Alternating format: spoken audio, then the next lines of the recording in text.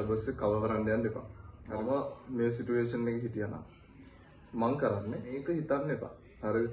මම මේ පාඩම් කරලා ඉවර වෙලා මේ MCQ ටික කරන්න කියලා. අන්තිම කාලේ කොහොමද බයොලොජි වලට අපි ප්‍රයොරිටි දෙන්න වෙනවා. මොකද මම තරමේ එකක්වත් ලියන්න. එක සැරයක් හරි ලියන්න.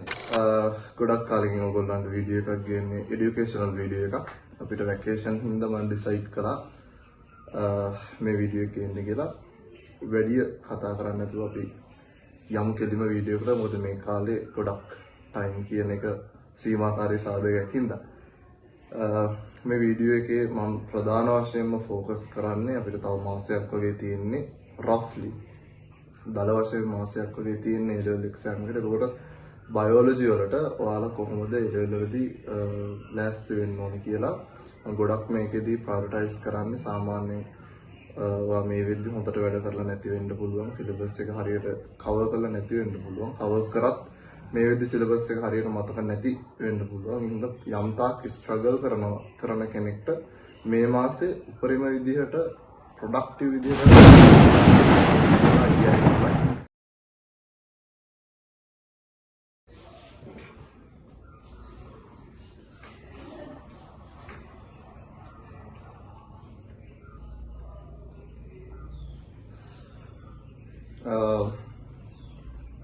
පළවෙනි වැදගත්ම දේ තමයි මේ වෙද්දි ඔයාට සිලබස් එක අපි කියන්නේ අතැඹුලක්සේ ඔයාට තාම පුරු නැත්තම් කිසි වෙලාවක සිලබස් එක කවර් කරන්න යන්න එපා.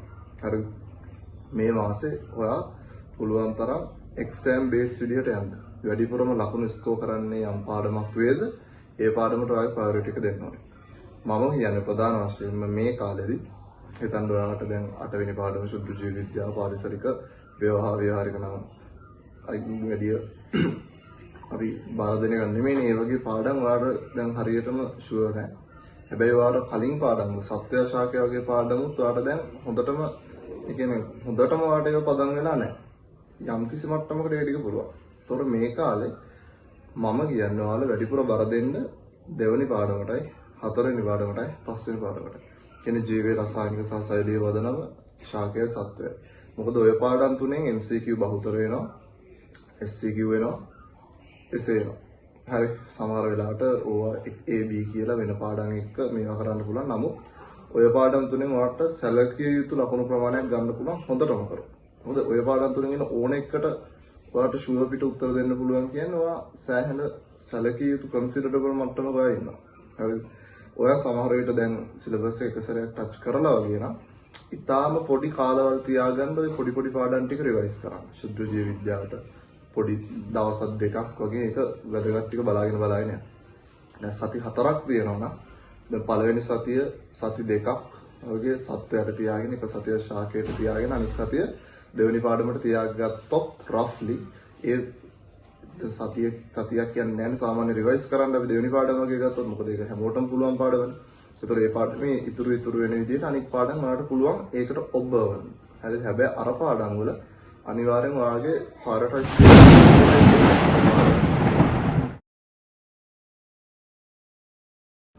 MCQ ප්‍රැක්ටිස් වෙන විදිහ ගත්තොත් මම මේ සිටුේෂන් එකේ හිටියා නම් මම කරන්නේ MCQ papers තියෙනවානේ past papers හෝ පළාත් papers හරි ඔයාලගේ ගිය paper class වල හරි මොනවා හරි papers තියෙනවා ඉස්කෝලේ වල papers ගන්න පුළුවන්. ඒ papers ටික එකතු කරගෙන MCQ pool එකක් හදාගන්න. පොඩ්ඩක් ස්ටෙප්ලා කරගෙන මේ මාසේ කරන්න. එතකොට ඔයා හිතන්න දැන් දෙවෙනි පාඩම තුන්වෙනි පාඩම ඔය ප්‍රධාන පාඩම් ටික කරා නම් ඔයා අනිවාර්යෙන් ඒ ටික කරන්න. කිසිම වෙලාවක මේක හිතන්න එපා. හරිද? මම මේ පාඩම් කරලා ඉවර වෙලා මේ MCQ ටික කරන්න කියලා. ඕක ඇවිල්ලා wishful thinking. ඔක අපිටත් මේ වෙද්දිත් අපි ගොඩක් ස්ට්‍රගල් කරන දෙයක් to avoid. ඒක හිතන්න එපා. හරිද? එහෙම එක වෙන්නේ නැහැ. ඒක බාලගිරි දෝෂ වගේ වැඩ. හරිද? එතකොට ඔයා කොහොම හරි පටන් ගන්න ඒක කරලා. හිතන්න හතරවෙනි පාඩම කරා කියලා ශාකය කරා නම් කොහොම හරි මුලින් ඉඳන් කරන්න. මොකද දෙවෙනි පාඩම ඒවා සාමාන්‍යයෙන් ඇහිලා ළමයින්ට සාමාන්‍යයෙන් හුරුවක් තියෙන නිකන් try කරගෙන යන්න. මාකින් ස්කීම් එකක් තියෙනවා වඩා හොඳයි. වට ඒක බලා ගන්න පුළුවන් උත්තරේ හරිද වැරදිද කියලා. ඊට පස්සේ අමතක පොයින්ට් එකක් තියෙනවා. දන්නේ නැති පොයින්ට් එකක් තියෙනවා. පෙරලලා බලන්න. මොකද ගොඩක් වෙලාවට පේපර් වල තියෙන ඒවා ආපහු පුන පුනා රිපීට් වෙන අවස්ථා ගොඩක් තියෙනවා. එතකොට ඒ විදිහට MCQ papers ටික කරන්න. හරිද? අනිවාර්යෙන් පටන් ගන්න. මේ මාසේ පළවෙනි දවසේ නම් MCQ කරන්න පටන් ගන්න. මොකද කටපාඩම් හරි වෙනවාට උත්තරයක් ඉතින් මොකක් හරි ලකුණු ගන්න ඕනේ however හරිද? එතකොට ඒ විදිහට පළවෙනි දවසේ ඉඳන් MCQ කරගෙන යන ගොඩක් වෙලාවට මම කියන්නේ කන ගමන් අපේ සර් කෙනෙක් කිව්වා වගේ කන ගමන් හිතින් MCQ ටිකක් කරන්න. කන වෙලාව පවා ඒක යූස් කරන මොකද කන ගමන් කරද්දි මම කලිනුත් කියලා තියෙන ඒකේ ෆෝකසින් අපේ ගොඩක් වැඩි වෙනවා.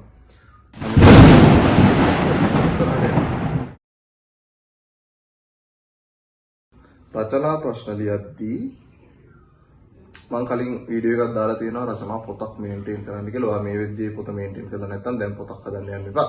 මේ දැන් ඔයා කරන්න ඕනේ මම කලින් මෙන්ෂන් කරපු පාඩම් තුන තියෙනවානේ. ඒ පාඩම් තුනේ එන්න පුළුවන් රචනා ටික ඔක්කොම පුළුවන් නම් හොඳයි. නැත්නම් එන්න වැඩිම විභවයක් තියෙන. ඒ කියන්නේ වැඩිම probability එකක් තියෙන. පාඩම් රචනා මාතෘකා ටික ලියාගෙන ඒවා අඩුම තරමේ එකක්වත් ලියන්න. එක සැරයක් හරි ලියන්න. හරිද? මොකක් හරි එකක් හරි එක සැරයක් හරි ලියන්න. දැන් සමහර විට ගෙසින් දෙනවා. ගෙසින් නම් බයෝලොජි වල ගෙසින් කියන වැඩේ සාමාන්‍ය ඒක ටිකක් අමාරුයි නේද? ඒක තේරෙනවනේ. ඒක it's a shot in the dark. හරි අඩු සම්භාවිතාවයක් තියෙන එක හරියන්නේ. ඒ හින්දා දෙවෙනි පාඩම, හතරවෙනි පාඩම, පස්වෙනි පාඩමේ අහන්න පුළුවන් ප්‍රධානම මේ essay ටික අනිවාර්යෙන් ලියන්න. ලියලා මම කලින් කිව්වා වගේ ඔයාට වැරදිච්ච පොයි රතු පෑනෙන් ලියන්න. රතු පෑනෙන් ලියලා කොළ ටික වෙනම තියාගන්න.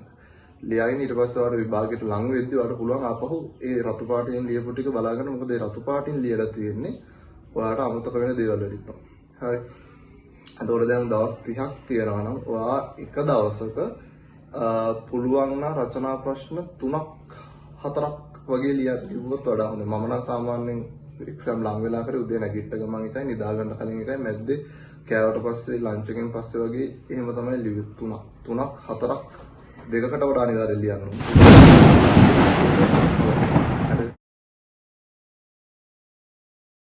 ඊට පස්සේ බැලන්ස් කරන විදිය ගත්තොත්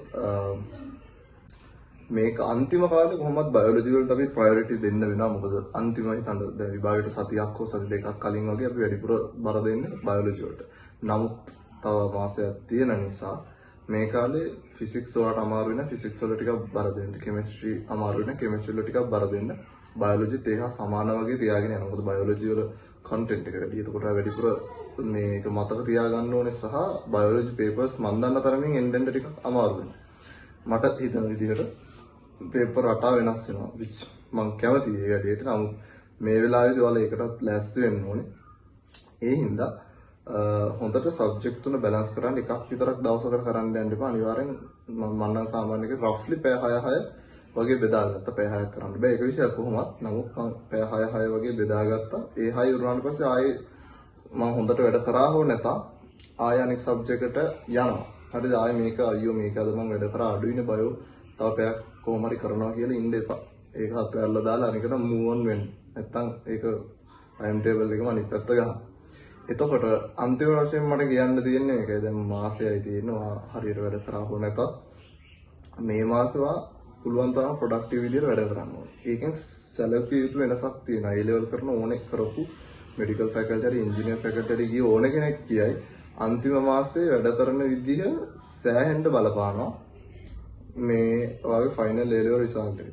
මොකද මේක අවුරුදු දෙකක් තිස්සේ යන ගමනක්. ඒකේ ලොකු ගමනක්. මේ අන්තිම ටික රිවයිස් කරගන්න එක ලොකු ගේමක්.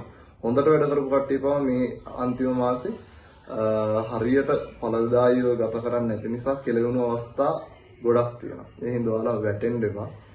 එහෙම කිසිම විදිහකට මෙන්ටලි ඩවුන් වෙන්න එපා. ෂයි එක ස්කිප් කරන්න හිතන්නවත් එපා. සාමාන්‍ය විදිහට පුළුවන් තරම් මේ මාසේ පුළුවන් තරම් ફોකස් දීලා 100% දීලා නැහිලා හරි කොහොම හරි කරන්න. කියපු විදිහට විෂයන් තුන බැලන්ස් කරගන්න MCQ ප්‍රැක්ටිස් කරන්න, essay ටික කරන්න. මොනවා හරි ප්‍රශ්නයක් තියෙනවා YouTube එකේ කමෙන්ට් එකක් දාන්න. මම වොයිස් එකක් විදිහට හරි ෆ්‍රී ටයිම් එකක් තිබ්බොත් මම ඔයාලා රිප්ලයි කරන්න. එහෙනම් good luck.